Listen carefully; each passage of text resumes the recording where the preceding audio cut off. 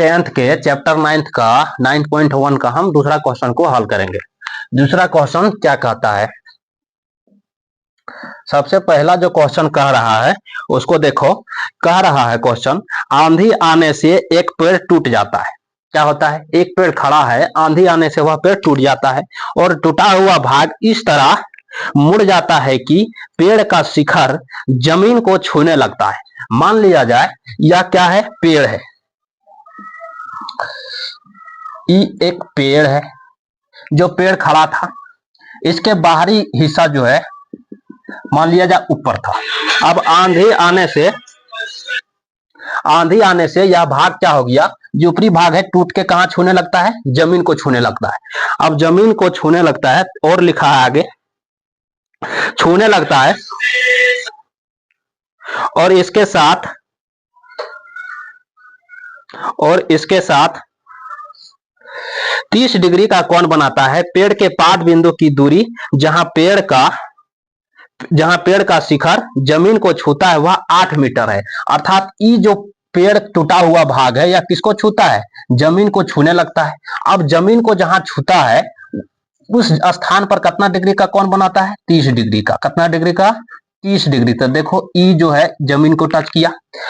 अब जमीन के टच करने के साथ इस स्थान पर 30 डिग्री का कोण बनाता है। कितना डिग्री का, 30 डिग्री का कोण बनाता है। इसके साथ साथ ये बता रहा है जिस बिंदु पर वह जमीन को टच कर रहा है उस बिंदु से पेड़ के पाद बिंदु तक का दूरी जो है 8 मीटर है। कितना मीटर है बाबू, 8 मीटर है। अब इसमें से हमको क्या ज्ञात करना है, तो पेड़ की लंबाई ज्ञात करना है। क्या ज्ञात करना है, पेड़ की लंबाई। पेड़ की लंबाई क्या है हमको पता नहीं है। अब इसका हम लोग एक नाम दे देते हैं। क्या दे देना, मान लेते हैं ए बी सी, अगला मान लेते हैं डी। क्या मान लिए, डी। तो मेरा पेड़ क्या है, बी से डी। अब बी से डी हमारा पेड़ हो गया। तो हम यहां सबसे पहले लिखते हैं कि क्या निकालना है। तो निकालने के लिए क्या दिया है, पेड़ की ऊंचाई। पेड़ की ऊंचाई, तो यहां लिखते हैं पेड़ की ऊंचाई अर्थात बी डी। बी से डी हमको पता नहीं है। अब हमको पता क्या है इसमें, तो हमको पता है बी से सी।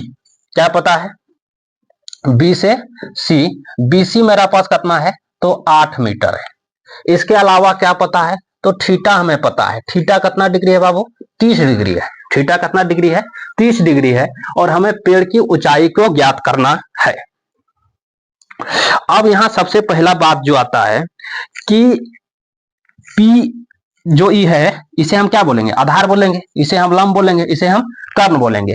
तो कौन सा त्रिकोणमितीय अनुपात में कि एक आधार आता हो, इसके अलावा एक और अनुपात आता हो, तो हम इसे किससे द्वारा बना सकते हैं। तो सबसे आसान बात जो है, त्रिकोणमितीय अनुपात हम tan का इस्तेमाल कर सकते हैं।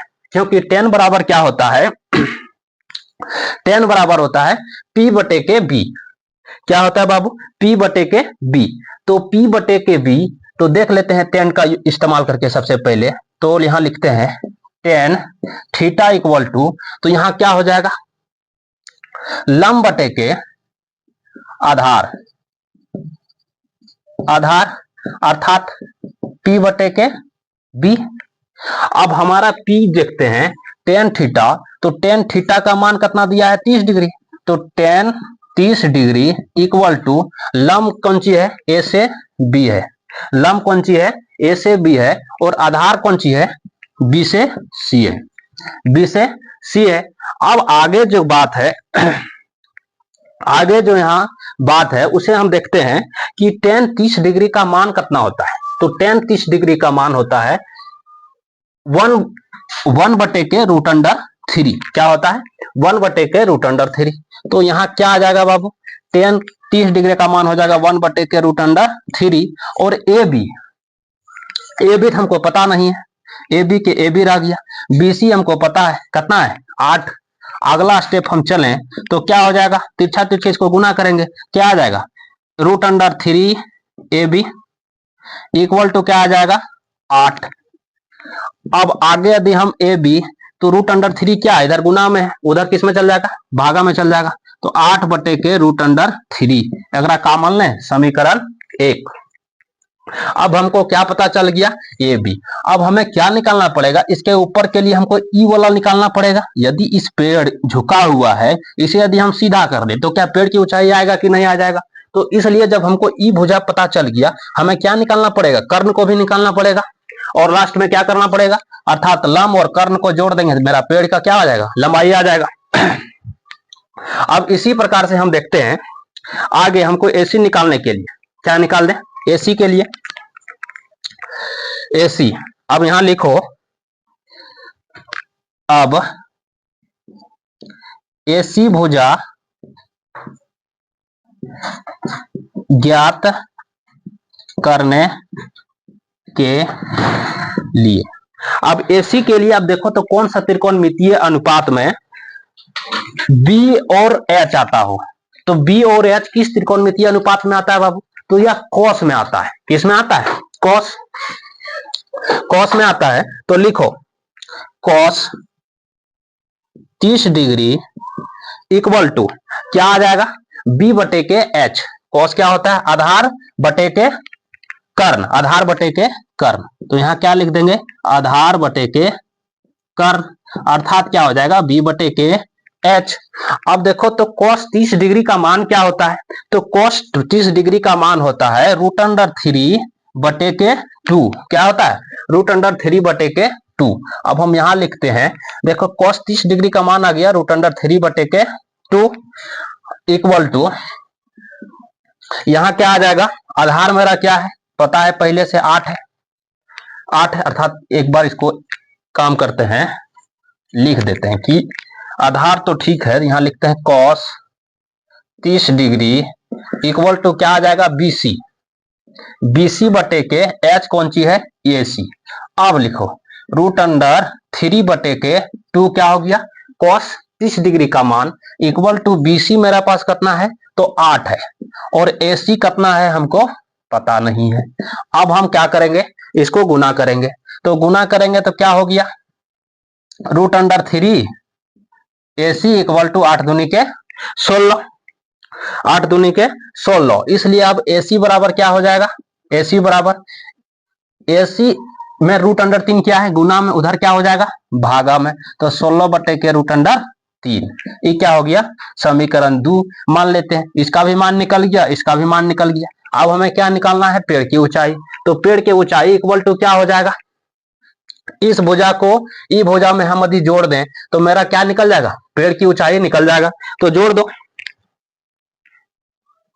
अब लिखो पेड़ की ऊंचाई इक्वल टू, पेड़ की ऊंचाई इक्वल टू